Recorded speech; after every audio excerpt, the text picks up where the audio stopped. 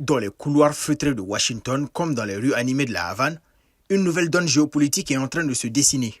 Quelques jours à peine après l'opération spectaculaire des forces américaines qui a abouti à l'arrestation du président vénézuélien Nicolás Maduro à Caracas, une offensive qui a coûté la vie à des dizaines de membres des services de sécurité vénézuéliens et cubains, la Maison-Blanche passe à la vitesse supérieure contre l'île de Cuba, historiquement adversaire des États-Unis.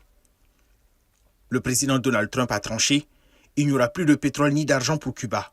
Zéro », a-t-il écrit sur sa plateforme Truth Social, enjoignant la Havane de conclure un accord avant qu'il ne soit trop tard avec Washington. L'ultimatum lancé dimanche est clair et révèle des implications profondes pour un pays déjà fragilisé par des décennies de crise économique et par l'effondrement de son principal allié régional. Depuis des années, Cuba dépendait fortement du pétrole vénézuélien pour alimenter ses centrales électriques et faire tourner une économie moribonde.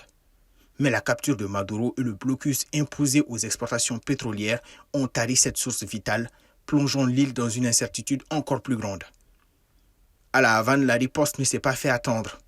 Le président Miguel Díaz-Canel a rejeté ces menaces, affirmant que personne ne dicte quoi faire à Cuba et promettant de défendre la patrie jusqu'à la dernière goutte de sang face à ce qu'il qualifie d'agression américaine.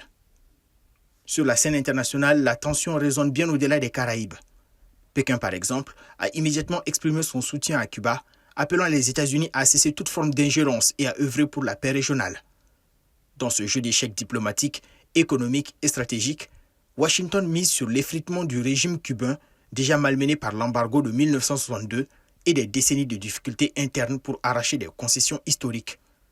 Mais en pointant Cuba comme le prochain objectif après le Venezuela, Trump ravive des héritages de la guerre froide tout en marchant sur un terrain géopolitique hautement inflammable.